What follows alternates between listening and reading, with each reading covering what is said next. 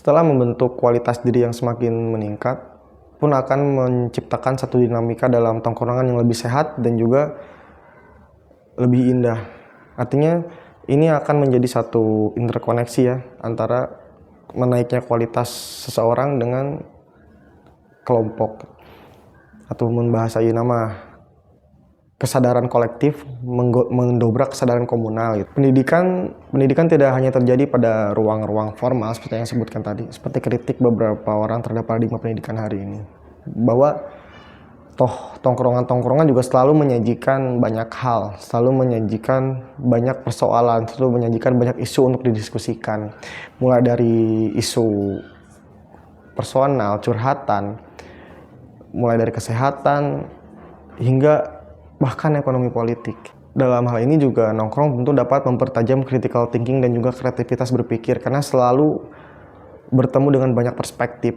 Kemudian kita mampu menganalisa mana yang dirasa cocok, mana yang dirasa benar. Manusia dengan bekal fitrah sebuah curiosity atau rasa penasaran yang tinggi, seperti yang dinyatakan oleh Socrates, yang mana bahwa seseorang itu selalu memiliki pertanyaan-pertanyaan hingga jawaban-jawaban yang luar biasa pada diri setiap manusia. Namun kerap kali manusia itu tidak menyadari atau tidak menemukan apa yang ingin dia pertanyakan dan apa yang dia miliki jawabannya pada dirinya sendiri. Nah, yang disebut mungkin oleh Jeremy Window itu sebagai orang kadang tahu apa yang dia ketahui dalam dirinya sendiri, ada yang dia tidak tahu namun orang lain tahu gitu. Nah, mungkin itu yang mendasari kemudian Socrates itu senang nongkrong di alun-alun, di tengah kota, di pasar-pasar untuk berdiskusi, berdialog, sehingga muncul satu metode yang disebut Elenchus atau Socrates Method, atau metode dialektika atau metode percakapan tanya jawab. Yang mana ini selalu menciptakan hal-hal baru gitu di Yunani pada masa itu.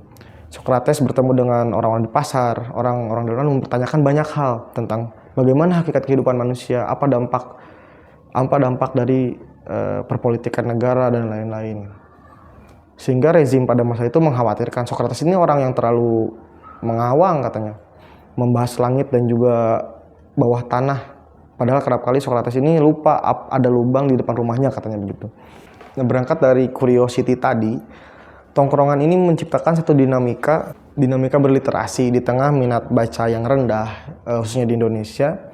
Tongkrongan ini mampu mendobrak curiosity setiap orang untuk kemudian menghadirkan referensi-referensi ketika misalnya kita menemukan obrolan-obrolan yang menyenangkan, menarik. Misal ketika kita membahas soal apa sih manfaat sholat dan hikmah sholat, kita membicarakan itu di tongkrongan, kemudian teman-teman yang merasa senang dengan cerita tersebut atau pembicaraan tersebut, artinya ketika pulang ke rumah, teman-teman mencari referensi atau menanyakan ke orang-orang yang lebih ahli dalam bidangnya, kemudian nanti untuk didiskusikan kembali menjadi hal yang menyenangkan.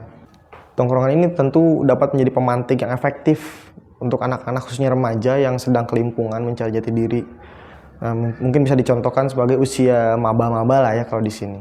Menurut Fisher, hakikat dari manusia ini adalah makhluk pendongeng. Manusia itu senang bercerita dan juga mendengarkan cerita. Bahkan Fisher ini lebih ekstrimnya menyebutkan bahwa manusia itu kerap kali lebih menyukai cerita yang bagus, cerita yang indah, ketimbang narasi argumentasi yang logis. Teori Fisher ini mencoba untuk menggenapi teori retorika dari Aristoteles, yang mana Aristoteles ini menjabarkan bahwa berretorika itu membutuhkan etos, pathos, logos. Nah, namun Walter Fisher menggenapi, kiranya ada yang kurang jika hanya etos, pathos, logos. Tapi satu hal yang kadang sering luput, bahwa manusia itu lebih tertarik pada cerita yang bagus, cerita yang indah, cerita yang cocok dengan budaya di mana dia tinggal gitu. Semisal kita lebih tertarik mendengar cerita dongeng Malin Kundang ketimbang kita berbicara geografi di sana gitu. Dan itu yang memang kerap kita temukan di tongkrongan-tongkrongan, bahwa memang cerita yang menyenangkan ini selalu menggayat rasa penasaran yang tinggi. Ketika ada teman yang bercerita, wah ceritanya menarik, masuk akal, dan ini sesuai dengan apa yang ada di kita gitu. Ini kerap kali membuat betah saat untuk nongkrong. Kemudian ketika pulang ke rumah, ketika dia ke tempat yang lain, dia mempertanyakan. Makanya tak ayal ketika misal banyak di kelas-kelas dari saya sekolah hingga hari ini kuliah, banyak murid atau mahasiswa yang mempertanyakan hasil diskusinya ini kepada dosen atau guru-gurunya gitu. Berarti ini menunjukkan bahwa nongkrong ini berpengaruh terhadap literasi dan pendidikan seseorang gitu.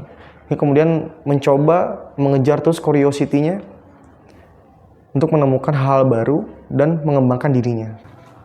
Dengan hal itu, tongkrongan juga bisa bermetamorfosis menjadi ruang-ruang baca. Misalnya kita lihat contoh di daerah Dago, itu ada satu tongkrongan perpustakaan Jalanan Bandung, yang mana mereka nongkrong di Taman Cikapayang setiap malam minggu jam 8 malam hingga selesai.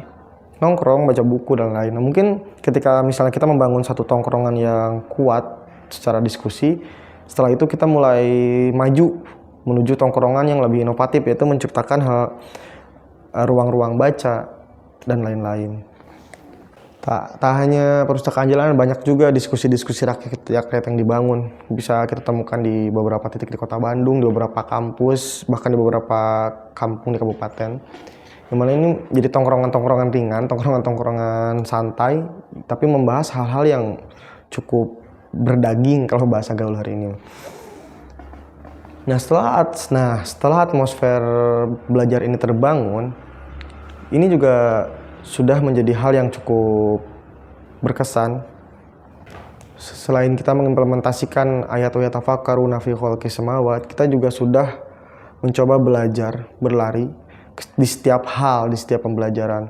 Tidak hanya di real life, kita juga mencoba mengimplementasikan ini di media sosial. Kita mencoba mencari platform-platform yang berisi pendidikan, konten-konten edukatif, nuansa-nuansa pembelajaran, dan lain-lain. Kita juga lebih bijak untuk menggunakan sosial media karena kita tahu, ini tidak penting, ini hanya buang-buang waktu.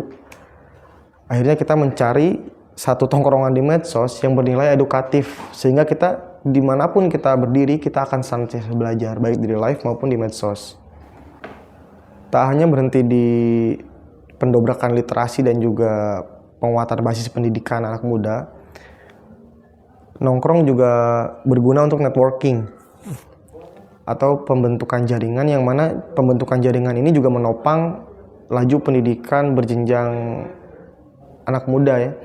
Mulai dari kita bertemu dengan banyak orang, kita saling berdiskusi ketika kita menemukan kecocokan dalam satu hal, kita diajak ke hal yang lebih profesional dan lain-lain oleh teman kita yang tadi misal. Nah, artinya kita untuk hari ini tidak bisa memandang sebelah mata terhadap tongkrongan. Karena tongkrongan, disadari atau tidak, juga cukup memberi peran yang besar terhadap pendidikan dan literasi anak muda. Sebagai contoh, di Perancis ada gerakan avant-garde, yang mana tongkrongan seniman ini adalah satu tongkrongan seniman-seniman yang mana mereka itu muak dengan status standar, satu cetak biru, yang mana seni itu harus A, B, C, D. Akhirnya mereka kelompok-kelompok punk rock dengan penolakannya terhadap kemapanan sosial, kemapanan berpakaian, kemapanan ekonomi, dan lain-lain. Pun juga tongkrongan-tongkrongan juga dapat bermanifestasi pada gerakan revolusioner, misal seperti gerakan hippies di Amerika yang menolak peperangan, karena hippies itu lahir akibat kemuakan anak muda terhadap peperangan Amerika dengan Vietnam pada masa itu. Akhirnya mereka mempropagandakan satu hal, yaitu love peace, not war. Di mana anak muda di sana menolak keterlibatannya dengan wajib militer dan menolak untuk dikirim berperang, dan mereka berdemonstrasi di jalanan hingga menciptakan satu huru-hara untuk menolak peperangan tersebut. Pun kita juga bisa lihat bahwa Persis itu berangkat dari tongkrongan beberapa orang atau halakoh tadi, yang mana ini jadi progresivitas menjadi satu gerakan, satu harokat tajdid, yang mana mengembalikan ajaran agama itu pada Quran dan Sunnah. Ini kan luar biasa dari tongkrongan kecil loh tadinya.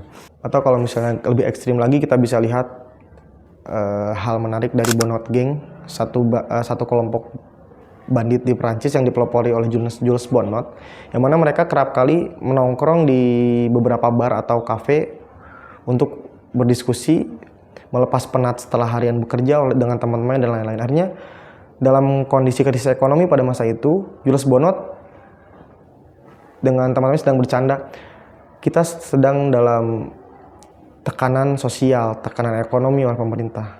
Apakah dengan kita sadar kita cukup sampai di sini? Akhirnya mereka menciptakan satu gerakan komunal yang bersifat illegal circle. Mereka memporak-porandakan kelas borjuis, merampok mereka untuk kemudian dibagikan terhadap orang-orang yang dirasa membutuhkan. Ini kan juga berangkat dari tongkrongan. Ya, kita lihat dari seberapa berpengaruh tongkrongannya, bukan dari gerakan banditnya. Nah, mungkin itu sedikit prototipe, bisa kita simpulkan bahwa tongkrongan ini tidak selalu bernuansa negatif. Kita punya banyak hal yang dapat ditawarkan, kita punya banyak hal yang dapat disuguhkan dalam tongkrongan-tongkrongan. Oke, kita beri contoh di kampus tercinta kita ini. Ada beberapa tongkrongan yang memang sampai hari ini saya ikuti. Di antaranya ada di Hima Persis sendiri. Hima Persis dengan beberapa programnya yang mana ada Ikhwanus Sofa, yaitu setiap hari Kamis jam 1 siang, yang mana isinya adalah berdiskusi, mengkaji suatu hal secara tematik, yang pematerinya ini bisa dari teman-teman Hima sendiri atau dari teman-teman yang di luar yang ingin mengajukan tema misal. Pun juga di hari Selasanya kita ada Marun Reading Club.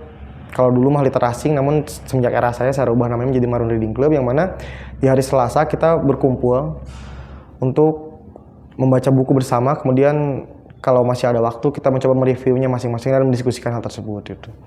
Pun di Himi juga ada Wanter, warung pinter, yang mana sama mungkin dengan Marun Reading Club tadi, dan juga ada beberapa kajian-kajian, ada juga one month one book gitu.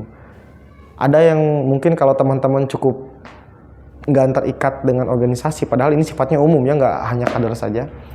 Ada juga beberapa tongkrongan lain seperti kolektif Reboan yang aktif mengkaji sesuatu di hari Rabu. Misalnya hari ini kita sedang di 4 Rabu ini kita sedang fokus mengkaji satu hal secara tematis, yaitu mengkaji terkait epistemologi Islam, mulai dari konsep ilmu, epistemologi hingga lain sebagainya. Pun ada juga gebrakan baru yang sudah mulai kurang lebih 1 bulan ini, yaitu tongkrongan sehat yang diadakan di kampus oleh kawan-kawan mahasiswa di hari Jumat malam atau Sabtu sore. Nah, ini juga bisa jadi alternatif pendidikan untuk teman-teman yang dirasa bahwa kuliah itu tidak cukup menopang apa-apa yang kamu ingin ketahui, tidak akan memenuhi curiosity kamu sebagai mahasiswa.